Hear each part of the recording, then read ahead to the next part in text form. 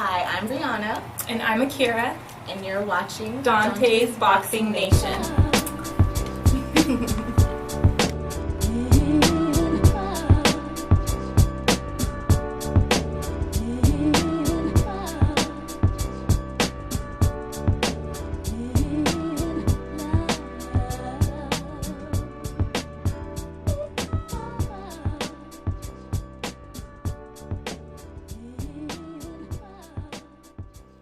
Dante's Boxing Nation, what's going on, guys?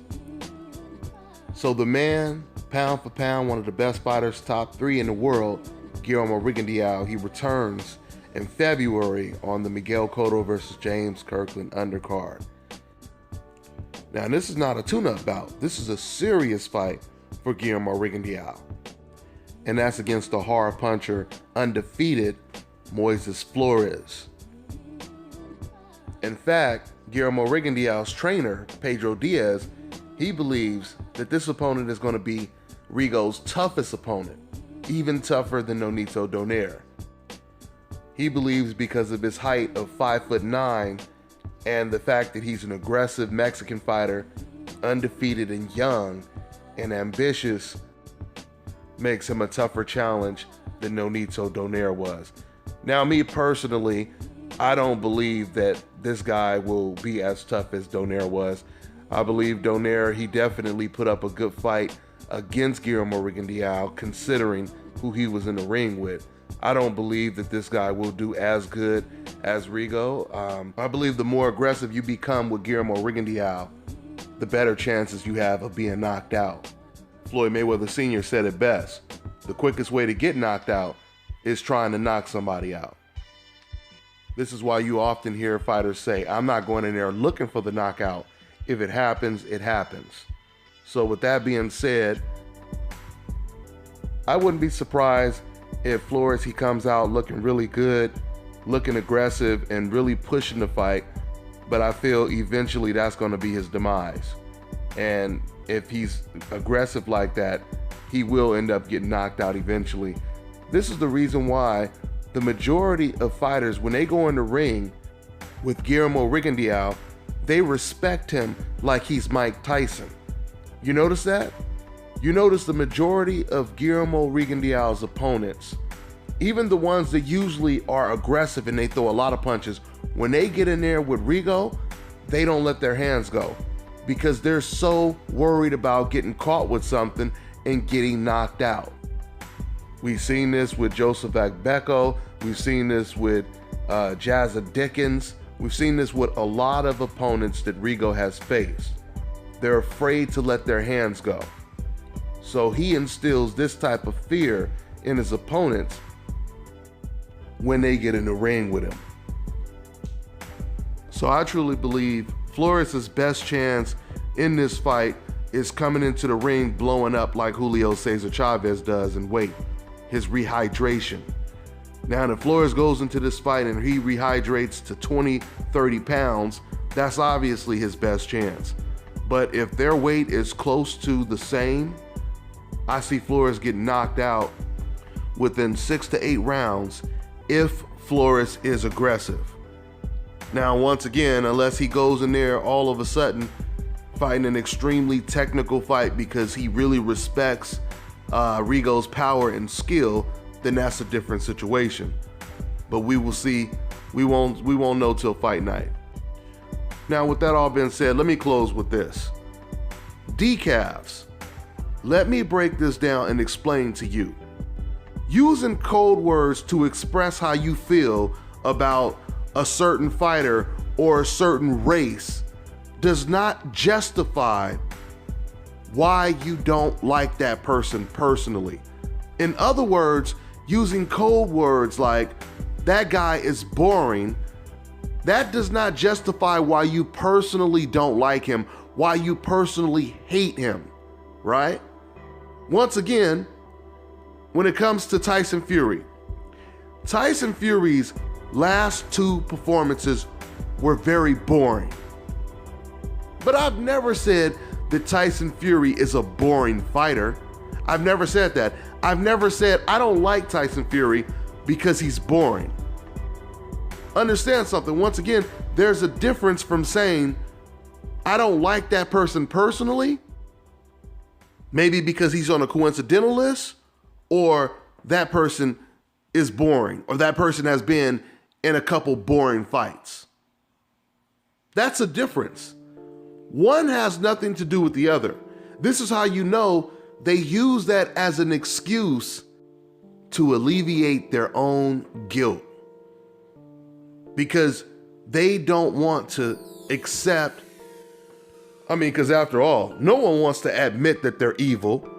No one wants to admit that they're the bad guy, right? So you have to justify your disdain and your hate. And this is what they do. So I just want everyone to know right now, when you hear that word boring, that is a code word for what they really want to call Guillermo Rigondeaux. And we already know what they really want to call people on the coincidental list.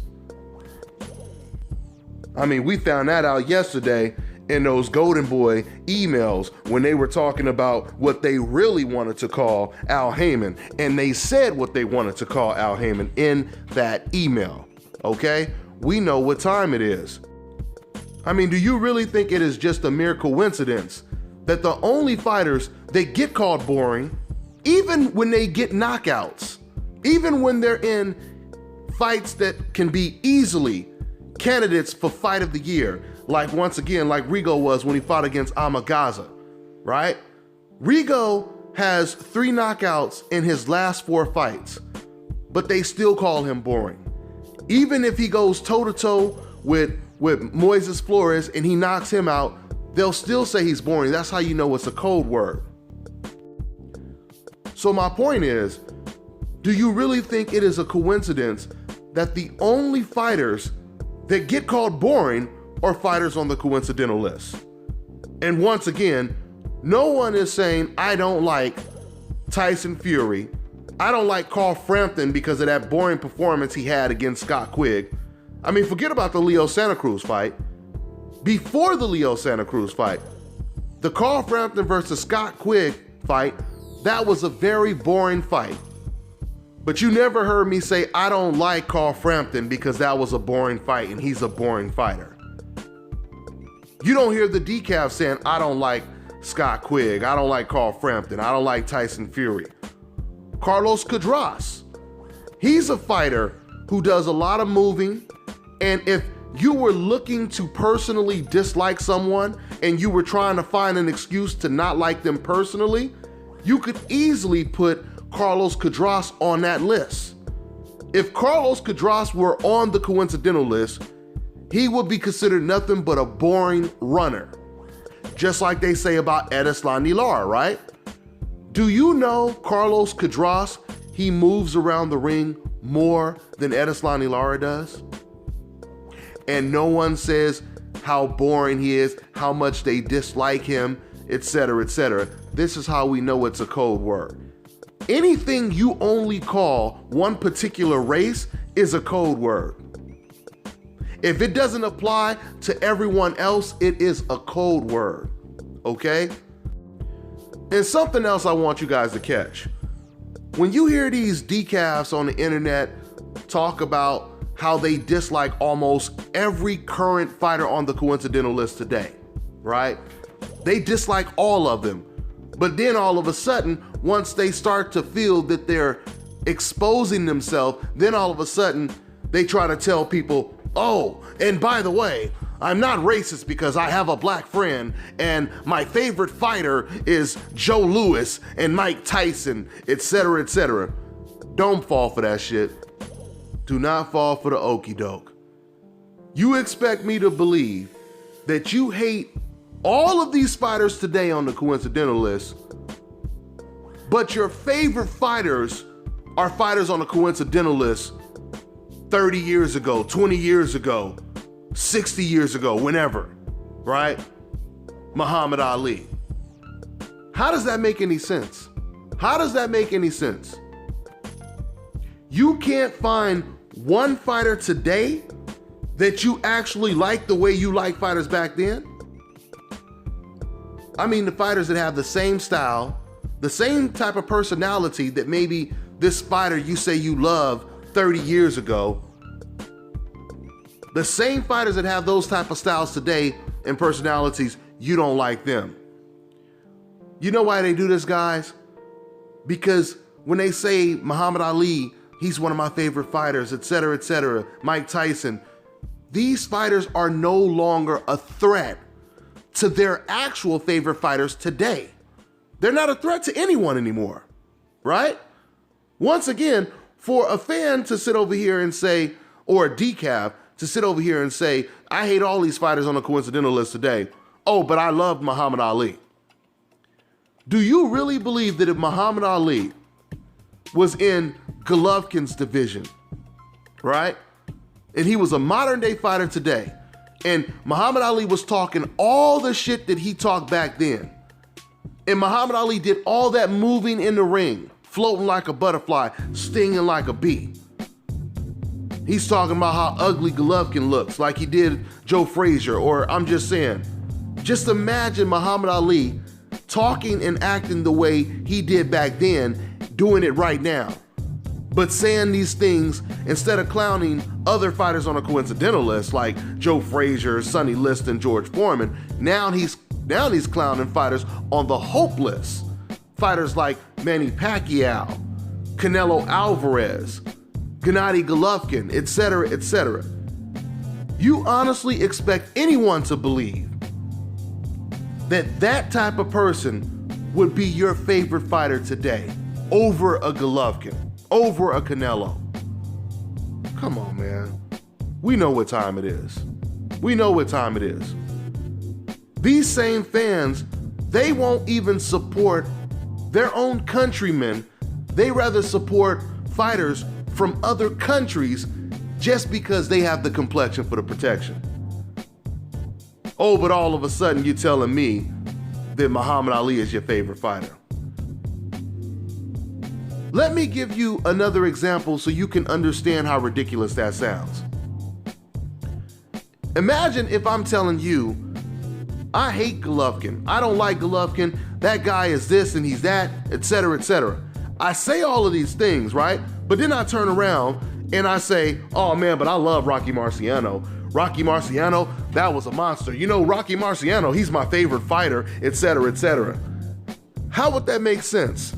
How would that make sense when Rocky Marciano, he has a style very similar to Golovkin? The only difference is Golovkin is 10 times better than Rocky Marciano. So how does that make sense? And what would you say about a person like that who says something that ridiculous? I hate this Golovkin guy, but Rocky Marciano is my favorite fighter. What would you say about a person who says something like that? We know what you would say. Especially if a person on a coincidental list says something like that, you would say, oh man, that guy is a racist just hating on Golovkin. That's what you would say, right? So let's be real about this. None of this makes any sense. Muhammad Ali, that's your favorite fighter, but you hate Floyd Mayweather because Floyd Mayweather is a runner in the ring. And when you think about it, if you know anything about boxing, you know that Muhammad Ali, he moved around the ring way more than Floyd Mayweather did. So how does that make any logical sense? It doesn't make sense. And the reason why it doesn't make sense is because it's not true. And it's far deeper than you not liking a fighter's style. Code words, guys. Code words. Boring, runner. These are all code words. One more time. Because if they weren't code words, then these fans would be applying these insults or this type of criticism towards fighters of all different races and nationalities. Once again, I end this video by saying this. On this channel, we speak the whole truth. That's what you see in my logo. This channel is based on speaking the whole truth and doing it unapologetically. Love without truth is hypocrisy. But truth without love is brutality. okay? That obviously means the truth hurts, but it shall also set you free. If you don't want to hear the truth, you need to stay off of this channel, because we're not playing with them. We're not playing with them. If you don't want to hear the truth, stay off the channel, unsubscribe, because this channel is only for people that want to hear the truth. Now, if you're feeling guilty because you are part of the problem and not the solution, that's the reason why you wouldn't want to hear the truth. But don't go to a Muslim church every Sunday if you don't like the Muslim religion. I mean, can you imagine a Jew going to a Muslim church every Sunday and he can't stand the religion? He totally disagrees with everything they say. But yet he wakes up every morning to make sure that he's there every damn week. Does that make any sense? Of course it doesn't make sense. So if you don't want to hear the truth, don't come to my church. As simple as that. If you do keep coming, it's because deep down you know it's the truth. You may not like the truth because it doesn't fit your agenda, but you know deep down it's the truth. That would be the only reason you would keep coming back to my church, right? So remember, man, these code words are like speaking a different language. You ever been in that situation where someone is speaking a different language and maybe they keep using a certain word about your ass and you don't know what they calling you, but then later on you get the translation? Well, you just got the translation of what boring and runner, gay runner, and all of this stuff actually means. Now you know the translation. So when you see that posted in the comment section or you hear somebody say that, you could just say, I read you loud and clear. That's all I got for now, guys. I'm on to the next one.